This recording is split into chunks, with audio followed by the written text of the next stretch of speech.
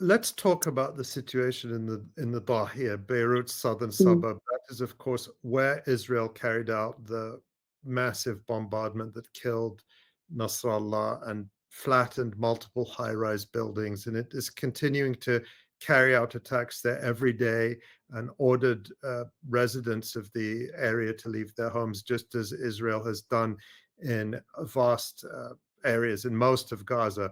What is the situation there now? You say that it's your second home, uh, in terms of you're going there frequently. I remember visiting the Dahiya quite a few years ago. Um, what have you been seeing there now?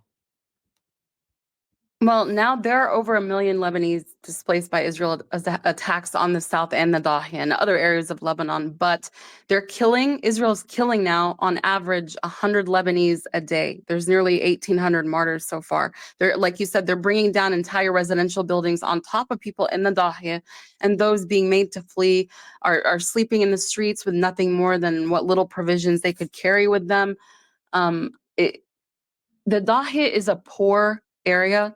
I say فقيرة بس في حياة. Like it's a poor neighborhood, but there's life. Very humble, very respectable, very resilient people. And when I go and speak to them, it's comforting to hear how strong they are despite what's going on. Israel has been following the Gaza formula by trying to say, we're giving you warning before you have to leave everything, and then we're going to bomb your entire neighborhood, bombing near Al-Zahra hospital the other day, bombing near pharmacies, kindergartens in the Dahiya. This is a very densely populated area. So whenever they're doing their so-called precision strikes, they are aiming to maim, kill, and debilitate the entire surrounding areas in the suburb. And I've seen it with my own eyes after they hit Harat Tahrik. So it's very horrifying. But despite this, speaking to my people every day has only made me realize how resilient the people of the Dahiya truly are, and the people of the South. There was an interview with one woman who was displaced from her village who said that while her displacement is weighing heavy on her, and while she's sleeping on the streets now, she's seen what's happening to the people of Gaza who are dying hungry, she said. And she's willing to continue on this path and to even die on this path so long as they stop the genocide in Gaza. And as a Southern Lebanese woman, it pains me to see my people leaving their villages, huddled together in their cars or laying on the roads. But I cannot tell you how proud I am that we answered the call when the world stood silent. And my mother once said something to me that this is a bitter drink that we're being forced to consume, but we will drink it together. Hmm. Says so much. You mentioned that there have been about 1 million people displaced from their homes. That's about a fifth of the country's population. Tens of thousands are entering Syria. Some of them were refugees from the Syrian civil war who are now going back to Syria because they're being displaced from Lebanon. How are people coping with such an enormous humanitarian challenge? They're sharing this bitterness and the misery with each other. They're opening their homes. At a cafe that I frequent, the owner couldn't stand seeing all of these families sleeping right in front of his cafe, and he told them, come every day, you'll eat here on my dime, and every night you'll sleep here, and I don't want to hear anything other than you'll accept it. People are helping one another. The Our hospitals have been hit tremendously by what Israel did before even beginning the killings in the south, during the attacks, the communications device attacks. Now you have to wait if you're looking for excuse me, non-emergency services, but everyone is doing their part. We're all banding, together, because the only way out of this is by standing strong and firm, because we're now in the eye of the storm, in my opinion. And the only way that we will survive is by holding even tighter to the rope of resistance for one another. And I will tell you that they're fighting, Israel is fighting against the people that fear humiliation more than death. And you can't defeat people like this. They killed Sayyid Hassan, and they ended up inflaming the hearts of countless more who've taken up the struggle that he spent, 30 decades or 3 decades pursuing. So this isn't the end by any means. The occupation is going to end, and it will end in our arena and on our terms. Ruqayya, I want to talk about the South, which is where you're from. But before I do that, I want to tell you just a little story about my own.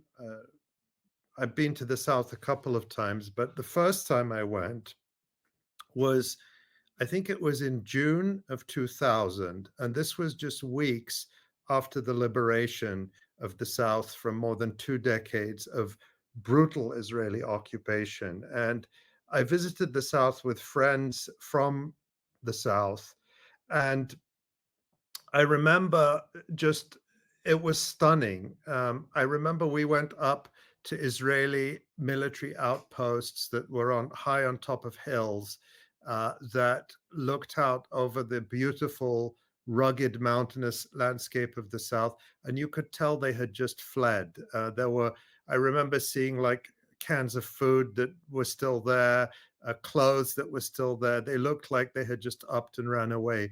We went to Khiam prison, the torture camp that was originally built by French colonialists, and we were given tours of the cells by former prisoners who told us of the horrors that they had experienced there at the hands of Israel and the South Lebanon Army collaborators, the Lebanese version of the Palestinian Authority, if you like. And I remember seeing the torture chamber with the electrical wires attached to car batteries and attached to wall outlets that Israel used. What I remember most was the joy of people in the South, people streaming home from Beirut who had been displaced for many years, welcoming us. It was just a celebration. And this was already about 3 or 4 weeks after the liberation. And there was a feeling that it had just happened yesterday. So I just, for me personally, that experience was what made me believe liberation is possible. Because the context at the time, the political context in Palestine was of the Oslo Accords and this endless process and the Palestinian Authority becoming, the proxy for Israel. And then you had South Lebanon, which was just pure liberation and the joy and ecstasy of liberation. And that made me believe we'll see it, not just in Lebanon, but in Palestine too. I wanted to share that, but No, I'm glad you this, shared that. I'm so glad you got to visit our southern villages, because the fragrance of life in the South is very different than anywhere else. And yes, I might be biased, but I feel like I can breathe whenever I'm back in South Lebanon. It's where one village, Mita, they say it's where heaven meets earth. Our village of Arab Salim is very close to the mountain. And we have 2 villages that are our family villages. The other one's very close to the border. When you are there, it is as if you were alone with whatever creator you worship, or whatever you have inside your soul. It is beyond anything imaginable. I have been taught the meaning of life because of my upbringing as a Southern Lebanese person. Like and dignity. It's something I've said before, is that in the South, dignity is our currency, which is something our occupier will never understand. mm. And, I remember another thing. Some people who are a little older, it's hard for me to believe how many years ago it was, because to me it seems like yesterday. But the great Edward Said had gone to the South right after the liberation. Many people had gone to visit. And the Israelis had fled along with their collaborator army. I mean, it was literally, nobody expected that Israel would just flee the way it did. It was Right. incredible.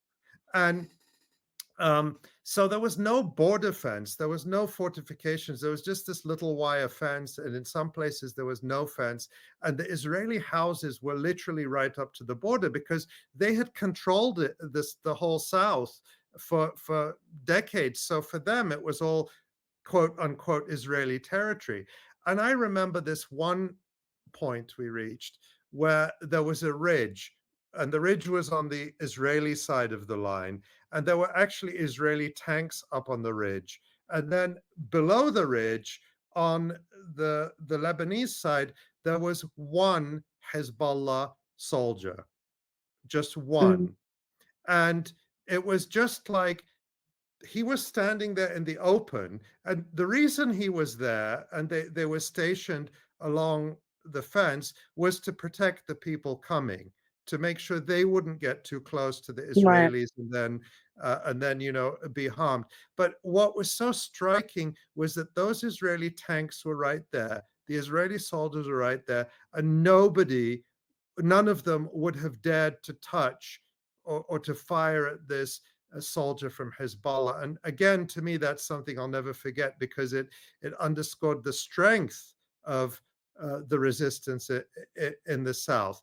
Talk about what you think is happening there now. We've seen the battles already today. How are people in the South going to they're going through this again after all the decades of occupation they faced. Are they going to be able to do it? Yes, they absolutely will. And I'm saying this with full confidence, because of our history. There are people who have chosen to stay, members of my family. Some have left because they have children. Others, whenever Israel was bombing Arab Salim, they also bombed it today. They killed a family of 3. But whenever they were bombing a week ago, some of my relatives all went to one relative's house and stayed together because they would rather die all together than be separated. Some are choosing to stay knowing that this might happen because it's more dignified to die on your land this way, and they refuse to leave. Other people have left. And then, just so people understand what we've been through, there are people in the South who have rebuilt their homes multiple times. And when you go and speak to them, I've interviewed countless Southern Lebanese people. They said, yeah, my house might go, but it's worth it. For not, are we any better than Gaza? And not just that, this is for the sake of our liberation and our freedom. And I will rebuild, and I'm going to rebuild even better. Our people are truly just steadfast in a way that cannot ever be quantified. So we're witnessing this firsthand by the men of Hizballah who are fighting the IDF, one of the most well-armed military groups in the world, and they're defeating them before they even come inside the South Lebanon. Because as I said, this is our arena now. They've entered our territory. They cannot defeat a people like this who do not fear death and who fear humiliation more than anything else on this earth. So yes, we will be victorious. And we're going to see a liberation day for Palestine, just as we did for South Lebanon. One other question that I have, Roqayah, is, there is, of course, all this support for Sayyid Hassan Nasrallah, and that's been visible after his martyrdom, not just in Lebanon, but there have been massive demonstrations in Pakistan, in Kashmir, in Iraq, there have even been demonstrations in Jordan and in other countries where he's seen as this anti-colonial figure. But there's also this narrative that I have to put to you, that Hezbollah and Nasrallah played, that they intervened in Syria, and that how can they claim to be defending dignity and liberation when they took sides with the Assad regime in Syria in a war against the Syrian people. This is something I've seen bubbling up in the last few days, and I want to give you a chance to respond to that. This is something that's been said for a very long time, and there have been people who supported the proxy war in Syria, who are celebrating the assassination of Sayyid Hassan, and even taking Arabs have been doing this, and flaunting every Hizb casualty, and mocking the deaths of Hizb soldiers. But were it not for for Hezbollah intervening in Syria, we would not be able to say that Gaza would survive as long. or Hezbollah would be able to survive as long, because the axis of resistance is a collective that works together. And I mean, at the end of the day, I'm actually more confident that people are realizing what the Syria war was, and that it was a proxy war waged on behalf of US interests in our region that did not succeed. And it did not succeed because of, namely, the Lebanese resistance. Mm. And an interesting point, I wrote about this in a piece on the electronic intifada, but there was a really interesting um, interview that Rania Khalek, who we've had on this program several times, did with the veteran journalist Elijah Magnier about how Israel actually managed to carry out the assassination of Hassan Nasrallah and or at least of the other senior commanders. And some of the reporting that's come out is that it had to do with their uh, involvement in Syria, because by being in Syria, they were exposed to all the intelligence services and spooks, the Western spooks, including Israel, who were involved in the dirty war, you could call it, in Syria. And but the way uh, it was put in some of that reporting, and I think also Alistair Crook, the former British diplomat, talked about this on the Judge Napolitano show, is that for Hezbollah, they had to take that risk because otherwise the United States and Israel would have succeeded in basically letting ISIS and Jabhat al-Nusra take over Damascus, which Absolutely. would have been a catastrophe for well, for everyone in the region, to have another failed state after Libya and after Iraq and so on. So the question being not so much about, do people love or hate the government of Syria? People are always, I believe people are always entitled to rise up against their government.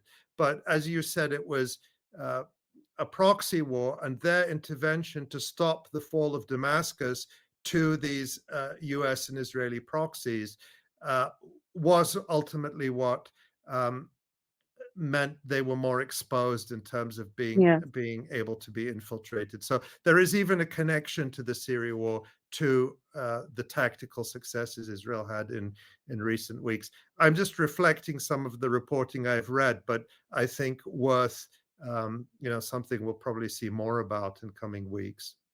Right. Yeah. Uh, just a few minutes left, Roqayah. Lebanon is a somewhat divided country. Nasrallah himself almost often addressed the party's opponents in his speeches. What's the mood like now? Do you think people in Lebanon are ready to resist yet another full-scale Israeli assault? I mean, just today, there have still been attacks on Dahiya around the south. But yeah, what are people saying, kind of across the political class spectrum in Lebanon, as best you can assess? I think even some of the Hizb's most staunch detractors have been surprised, and they've come out and said that, while we disagreed politically, he was a great figure and so and so. And I do think there is unity behind the assassination of Sayyid Hassan, because it's still something that is hard to believe because of how much he influenced our society as a whole, not just his political speeches, but his religious speeches as well, that he would deliver oftentimes, and we would listen to. He was a part of the fabric of our society, and I do think that people are ready to stand up to Israel, because the Hizb of yesterday is not the Hizb of today. The Hizb of yesterday was strong, but now they're even more organized and ready to confront Israel. And I do believe that people, while they are mourning, the confidence has not been shot. The Hizb took a big hit with the communications attack and then the assassination of their commanders, namely Sayyid Hassan. But talking to people every day, you can see that flicker of hope and readiness for whatever is coming. And those that are staying are willing to stay until the very end. Because I want to reference something that Hassan Nadur, Professor Hassan Nadur, a Lebanese writer, his niece Aman Nadur was killed by Israel in the southern village of Majlzoun. He said that even if the whole world abandons us, the war is ours and we will fight it tooth and nail. And that is where I think most people stand today here. Well, that's it's very encouraging to hear, obviously. And Roqayah, you are just a beacon of light. Is there anything that you wanted to add, about the moment now, about, how things look in the south and at the boundary with Israel? What are you keeping your eye on closely?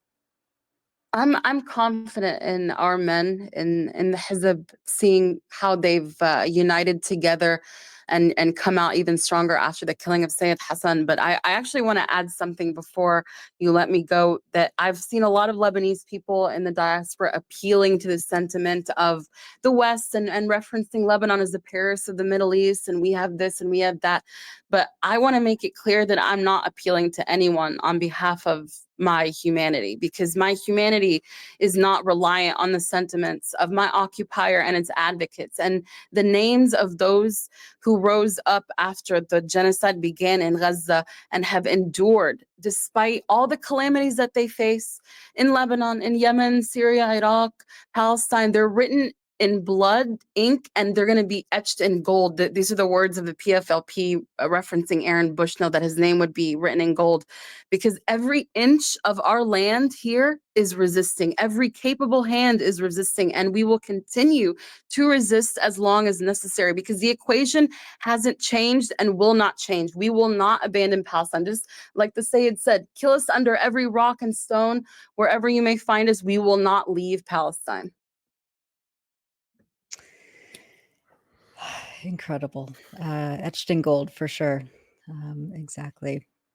Roqayah Chamseddine, you are a journalist, writer, researcher, and the co-host of the fantastic podcast Delete Your Account, which I'm sure a majority of our audience is already aware of. But if you're not, go check it out. Delete Your Account with Roqayah and Qumar Salehi. Roqayah, please stay safe. Come back anytime. And thanks so much for being with us today. Thank Thank you, you both. Roqayah. No, thank you so much, Ali and Nora.